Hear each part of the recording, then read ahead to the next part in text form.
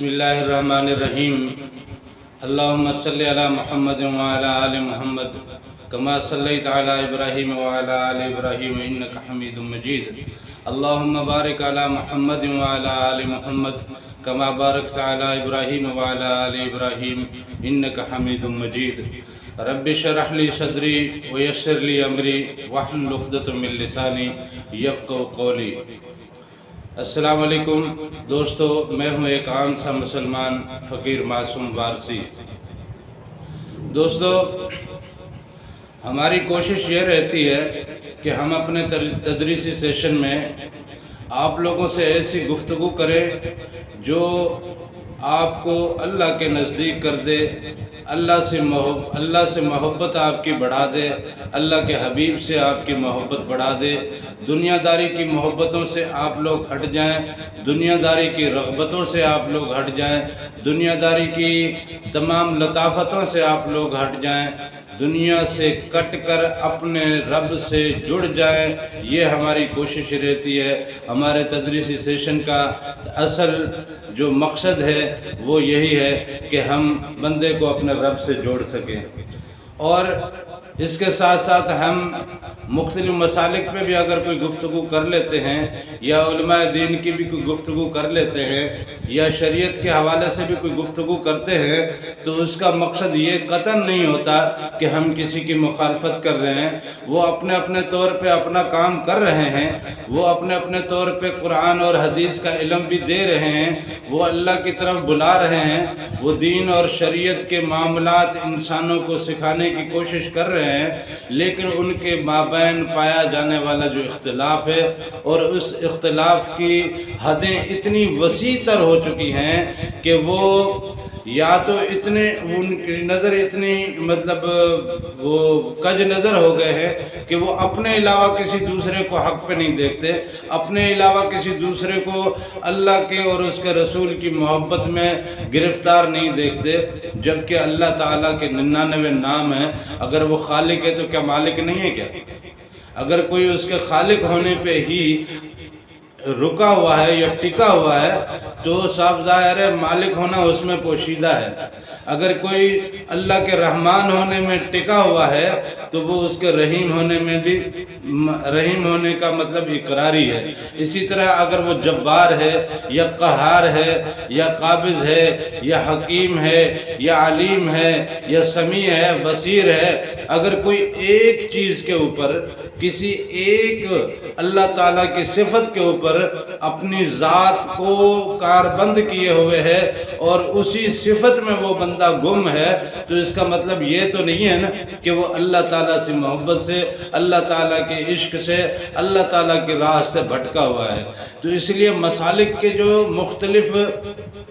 شاخیں ہیں اسلام میں، یہ مسالک شاخوں کی حیثیت رکھتے ہیں نا۔ اسلام ایک درخت ہے، ایک بہت بڑا درخت ہے، اس درخت کی یہ شاخیں ہیں۔ اگر ان شاخوں کو ہم کاٹتے رہیں گے تو یہ درخت ایک دن ایسا رہے گا کہ اس پہ کوئی پتا نہیں ہوگا، اس کی کوئی چھاؤں نہیں ہوگی، اور یہ درخت بھی ایک دن سوکھ کے ختم ہو جائے گا۔ لہذا ہم کوشش یہ کرتے ہیں کہ تمام تر اختلافات سے باہر نکلیں۔ تعالوا الی کلمۃ سواء بیننا و بینکم، ان چیزوں پہ تو اکٹھا ہو جائیں جو تمہارے اور ہمارے درمیان میں ایک جیسی ہیں، جو تمہارے اور ہمارے درمیان میں اللہ اور اس کے رسول سے محبت اور اس سے عقیدت اور اس سے ایمان سے متعلق جو چیزیں ایک جیسی ہیں، ان چیزوں پہ تو ہم اکٹھا ہو جائیں۔ اگر ان چیزوں پہ ہم اکٹھا ہو جائیں گے، جبکہ یہ آیت تو نازل ہوئی تھی ان لوگوں کے لیے جو حضور نبی کریم صلی اللہ علیہ وسلم پہ ایمان نہیں رکھتے تھے،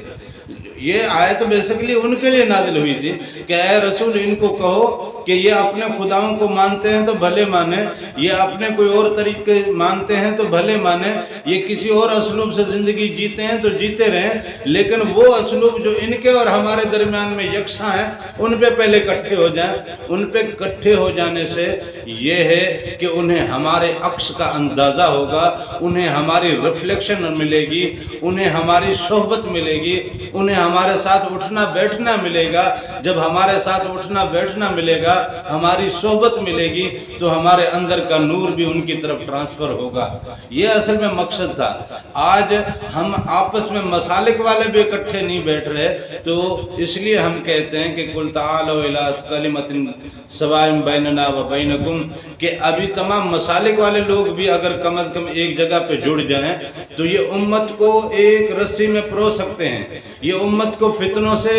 بچا سکتے ہیں، یہ امت کو بگاڑ سے بچا سکتے ہیں، یہ امت کو خون ریزی سے بچا سکتے ہیں، یہ امت کو ٹوٹ پھوٹ سے بچا سکتے ہیں، یہ امت کو ٹکراؤ سے بچا سکتے ہیں، یہ امت کو پارا پارا ہونے سے بچا سکتے ہیں، اگر یہ چند وہ چیزیں جو ان کے اور ہمارے درمیان میں یکسو ہیں، یکساں ہیں، ان چیزوں پہ تو ہم متفق ہو جائیں۔ اگر ان چیزوں پہ متفق ہو جاتے ہیں تو ایک دوسرے کے ساتھ اٹھنا بیٹھنا ملے گا، ایک دوسرے کی صحبت ملے گی، ایک دوسرے کی محبت ملے گی، ایک دوسرے کی رفاقت ملے گی، اور اس سے یہ ہے کہ دشمن کو تو یہ لگے گا نا کہ ہم اکٹھے ہیں، ہم آپس میں ایک جٹ ہیں، ہم آپس میں جڑے ہوئے ہیں۔ لہذا اللہ تعالیٰ نے پیغمبروں کو بھیجا بھی اسی لیے تھا کہ یہ جو مخلوق خدا پارا پارا ہو چکی ہے اسے جوڑ دو، اور جوڑ کے اللہ کی طرف ان کو موڑ دو۔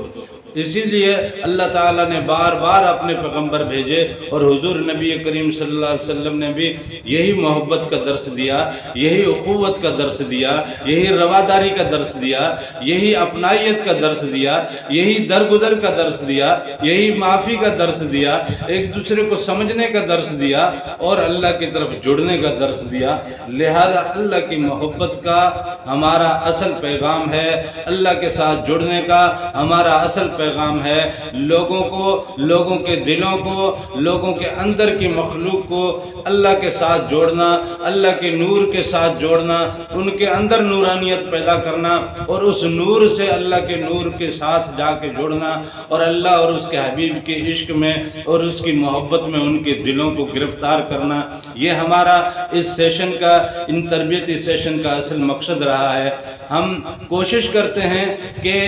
ہم اپنی طرف سے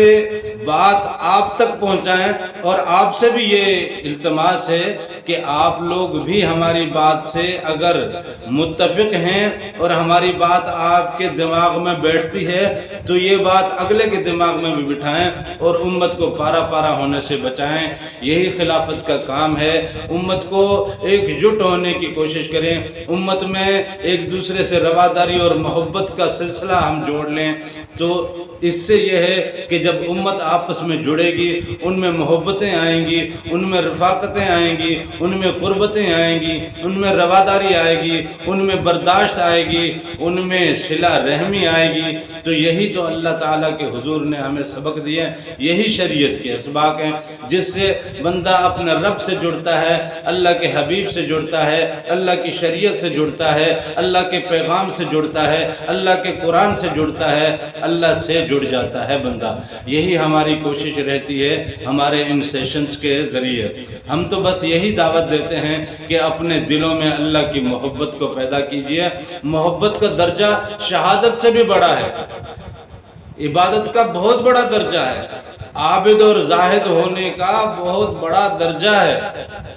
اللہ کے ہاں عابد اور زاہد کا جو مقام ہے اس کو لفظوں میں بیان نہیں کیا جا سکتا، لیکن عابد اور عبادت گزار اور عبادت سے بڑا جو رتبہ ہے وہ شہادت کا ہے۔ شہادت تو اس چیز کی ہوتی ہے نا جب آدمی کسی چیز کو روبرو دیکھ رہا ہوتا ہے، جب دیکھتا ہے تو اس بات کی پھر وہ شہادت اور گواہی بھی دیتا ہے کہ ہاں میں نے یہ دیکھا، اس معاملے کو میں جانتا ہوں، یہ چیز ایسے ہے۔ جب وہ شہادت کے درجے پہ پہنچتا ہے تو وہ عبادت سے بڑھ کر اور شہادت کے درجے میں پہنچتا ہے۔ اور شہادت کے درجے کے حوالے سے میں نے آپ سے پچھلے بھی ایک سیشن میں گفتگو کی تھی کہ جنگ کے دوران ایک ایسا اجمی، ایک ایسا بدو شخص جو چرواہا تھا، جسے پتہ بھی نہیں تھا کہ دین کیا ہے، کلمہ کیا ہے، نماز کیا ہے، طہارت کیا ہے، پیغمبر کیا ہے، پیغمبر کی دعوت کیا ہے، اللہ تعالیٰ سے جڑنے اور اللہ تعالیٰ سے محبت کا معاملہ کیا ہے، لیکن وہ صرف یہ معلوم کر کے کہ ان دونوں گروہوں میں سے حق پہ کون ہے، وہ جو حق پہ اس کو پتہ چلا ان کی طرف سے وہ لڑنے لگا، اور لڑنے کے لیے جیسے میدان میں اترا اترتے ہی شہادت پا گیا تو وہ تمام عابدوں اور زاہدوں سے مرتبے میں بلند ہو گیا۔ تو لہذا اسی طرح شہادت کا رتبہ جیسے عبادت سے بڑا ہے، محبت کا رشتہ شہادت سے بھی بڑا ہے۔ تو اپنے اندر میں محبت پیدا کیجئے، اللہ اور اس کے رسول کا عشق پیدا کیجئے، اللہ اور اس کے رسول سے لگن پیدا کیجئے، اپنی ذات کو جنتوں کے لیے وقف مت کیجئے کہ ہم عبادت کریں گے جنت ملے گی، نماز پڑھیں گے جنت ملے گی، روزہ رکھیں گے جنت ملے گی، حج کریں گے جنت ملے گی، صدقہ کریں گے جنت ملے گی، خیرات کریں گے جنت ملے گی۔ کسی کے ساتھ ہم اگر اچھا برتاؤ کرتے ہیں تو جنت ملے گی، بات جنت کی نہیں ہے، بات جنت کی قطعاً نہیں ہے، بات تو صرف اور صرف اس رب کی ہے، اس مالک کی ہے، اس خالق کی ہے جس نے ہمیں اور آپ کو پیدا کیا ہے، جس نے ہمیں اور آپ کو تخلیق کیا ہے، جس نے ہمیں اور آپ کو اپنا خلیفہ بنایا ہے، جس نے ہماری ذات میں وہ لطائف اور وہ معاملات بتا دیے ہیں کہ پوری دنیا سے ہمیں افضل اور اشرف بنا دیا۔ اس نے ہمارے اندر ایک مکمل کائنات بسا کے رکھی ہے، اس نے اپنی پوری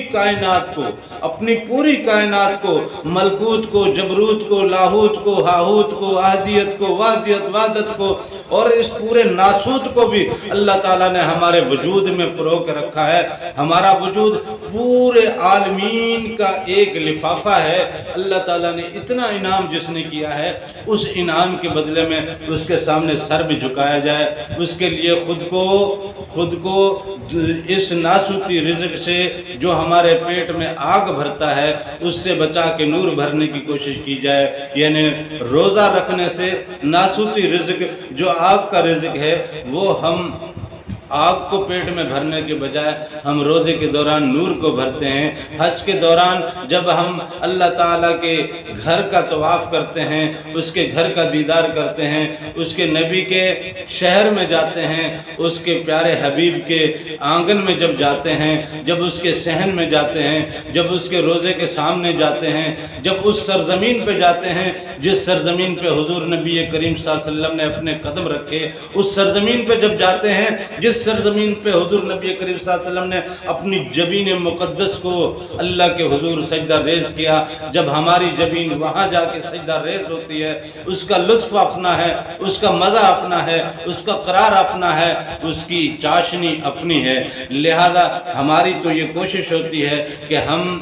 اپنے ان سیشنز کے ذریعے، ہم اپنے اس تدریسی کلاسز کے ذریعے اللہ کی محبت کا، اللہ سے جڑنے کا، اللہ کے ساتھ ایک مضبوط رشتہ اور تعلق اپنا استوار کرنے کا ایک اہتمام کر سکیں، اپنے لیے بھی کر سکیں اور اپنے جیسے باقی بھائیوں کے لیے اور دوستوں کے لیے بھی کر سکیں۔ تمام دنیا کے لیے یہ پیغام تمام پیغمبر لے کے آتے رہے اور پیغمبروں کا سلسلہ جیسے حضور نبی کریم صلی اللہ علیہ وسلم کے بعد ختم ہوتا ہے تو اس کی امت کے حوالے سے شروع ہو جاتا ہے۔ تو اس کی امت کے حوالے سے یہ میری بھی ذمہ داری ہے، آپ کی بھی ذمہ داری ہے اور ہم تمام کی ذمہ داری ہے۔ جس کے پاس علم آ گیا، جس کے پاس کچھ نہ کچھ آ گیا، وہ ان کا رائی ہے،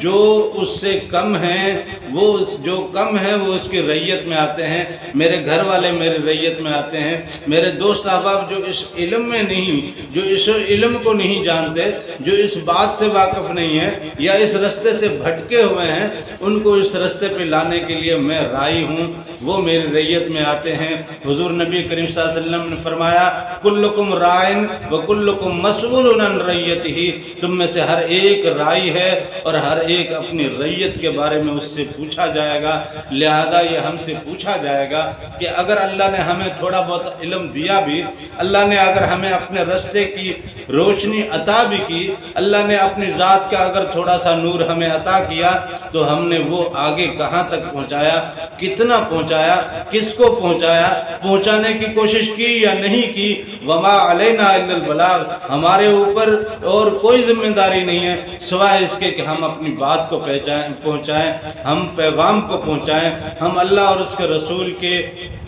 اس میسج کو کنوے کریں اور دوسروں تک پہنچائیں۔ اللہ کی کتاب کا، اللہ کے کلام کا پیغام جو ہے وہ لوگوں تک پہنچائیں۔ میری آپ سب سے یہ درخواست ہے کہ آپ ہمارے سیشنز کو اپنے دوست احباب میں شیئر کیجئے، اپنے دوست احباب کو آپ بھیجا کیجئے تاکہ وہ سب مل کر جڑ کر ایک امت بن جائیں۔ کل مسلم امت واحدہ، تمام مسلمان جو وہ ایک امت ہیں، اس میں چاہے شیعہ ہو، سنی ہو، دیوبندی ہو، بریلوی ہو، کسی مسلک کا کوئی ذکر نہیں ہے۔ ہر مسلمان، تمام مسلمان ایک امت ہیں، ایک امت ہیں، ایک امت ہیں، اور ایک امت ہونے کے لیے ہمیں اپنے دلوں میں محبت پیدا کرنی پڑے گی۔ اللہ کی محبت ہمارے دل میں پیدا ہو جائے تو اللہ کی مخلوق کی محبت خود بخود ہمارے دلوں میں آ جائے گی۔ اللہ کی محبت ہمارے دلوں میں پیدا ہو جائے، اللہ کے حبیب کی محبت ہمارے دلوں میں پیدا ہو جائے تو ہماری زندگی سنور جائے گی، ہمارے دلوں میں نور اتر جائے گا، ہمارے لیے آگے کے راستے بھی بہتر ہو جائیں گے، ہمارے لیے اس دنیا کے راستے بھی بہتر ہو جائیں گے۔ اس دنیا کی کامیابی تو اس کے ہاتھ میں ہے نا، وہ کسی بھی سپر پاور کو مٹانا چاہے مٹا سکتا ہے، کسی بھی مفلس اور کسی بھی نہتے کو اس پہ فتح دینا چاہے وہ فتح دے سکتا ہے۔ ہم اس کے انوار و تجلیات میں اتر کر تو دیکھیں، ہم اس کی راہ میں اتر کر تو دیکھیں، ہم اس کی راہ پہ چل کر تو دیکھیں، ہم اس کی رسی کو پکڑ کر تو دیکھیں، ہم اس کے حبیب کے پیغام کو سنبھال کر اور اپنے سینوں میں سمیٹ کر تو دیکھیں۔ انشاءاللہ یہ پیغام جاری رہے گا، اور آپ سب کی بھی ذمہ داری ہے کہ اس پیغام کو آگے اپنے دوستوں تک پھیلانے میں ہمارے معاون اور مددگار بنیے۔ اللہ تعالیٰ سے دعا ہے کہ وہ مجھے اور آپ کو اپنے اور اپنے حبیب کی محبت اور عشق کی دولت نصیب کرے۔ آمین۔ جزاک اللہ۔